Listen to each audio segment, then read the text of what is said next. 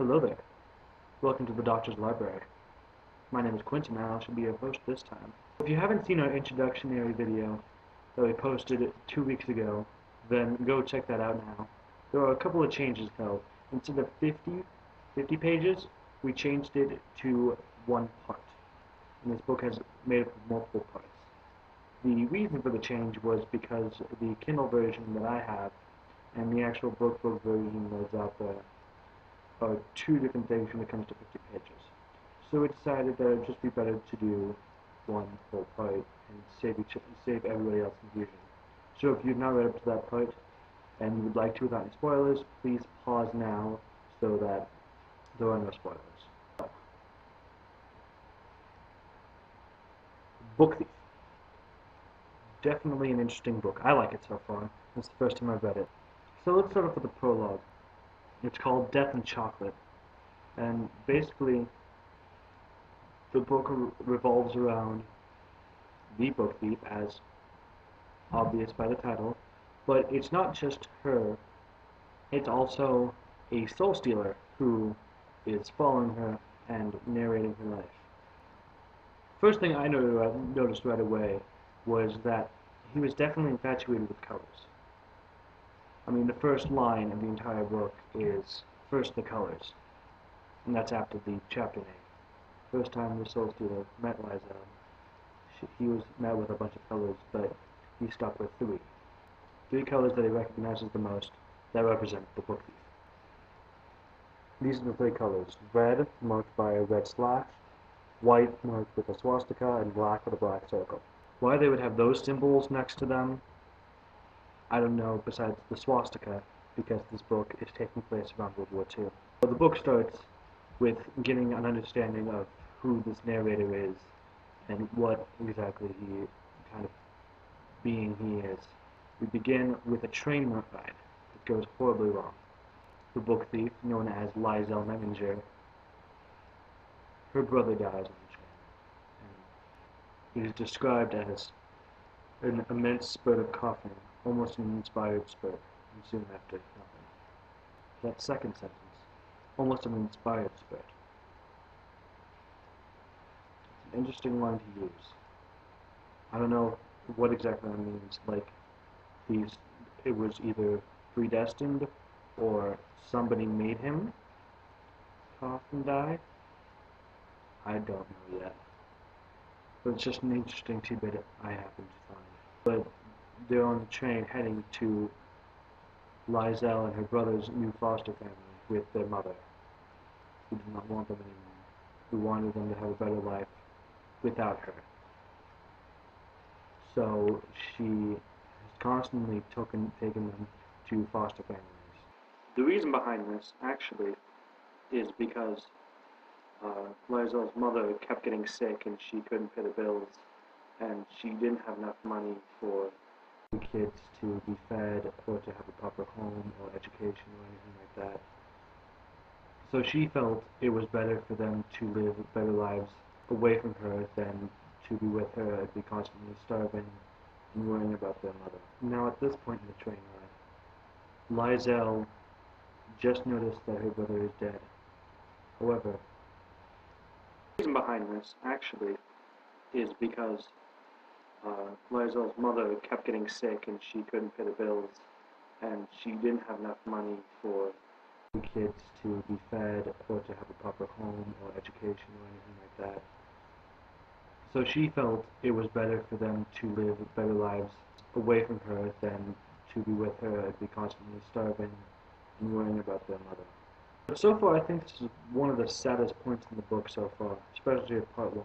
So when Liesl's brother gets buried and she gets back on the train with her mother to complete their journey, she picks up a book from her brother's burial site called The Gravedigger's Handbook, which is marked as the time where it's the last time she got to see her brother and her mother. So I'm wondering if this will be the same in every situation, that somebody that she cares about is lost either by death or by abandonment or some other extraneous situation, or if that was just one of different circumstances that will happen throughout the book. When they got to Himmel Street, there was Lysel's new foster family, the Hubermans, waiting. Now, they were waiting for a boy and a girl, and that obviously didn't happen. So, Rosa Huberman and Hans Huberman are the new foster parents for Lysel Lemon. They raise her as one of her own, even if they are extremely harsh. Rosa's case are constantly degrading Lysel with foul language. However, Hans Huberman is a lot more gentle and down to earth, and he actually helps Lysel more so far than anybody else has before. He has taught her to read the Gravedigger's Handbook and comforts her whenever she has a nightmare about her brother, and helps her to feel better by playing the accordion and just everything. The next most important thing I feel that comes up is the introduction of Rudy. At first, he is not the nicest person, but he definitely grows to like Lysel and even fall for her, demanding kisses at some points. He definitely helps her out. He made her understand friendship and know what it's like to be cared for by somebody other than family. He was the one who always encouraged you to do better. Now, during the scene where Lysel is at school, Rudy encourages Lysel to try her best, and especially while she is trying to read the passage from the book that Sister Maria wouldn't let her, she still falters even after Rudy gives the encouragement. However, she started to recite words from the Gravedigger's Handbook, which she had memorized after Papa had taught her. What I'm wondering of the next part is the book told us that the next book she would receive would be by fire. First by snow, second by fire. So that has me a little worried as to what the circumstances are by this book of fire. Another thing is the start of the Nazi Party in World War II. I don't know how that will affect Lysel, especially since at this point books became burned. The only one that was ever committed was one by the Fuhrer himself. And another thing is, at a point in the book, they start describing Papa's accordion face.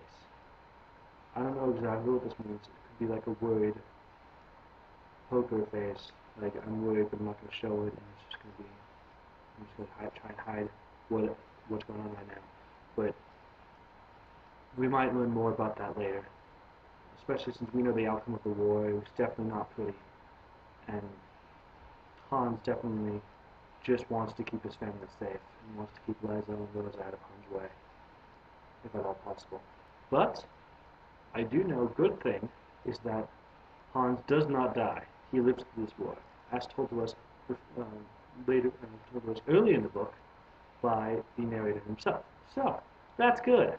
I really like him. I want him to stay around. However, that fire could mean possibly a death of another person, possibly a closest friend, possibly somebody who she does not like at all, possibly somebody of high authority.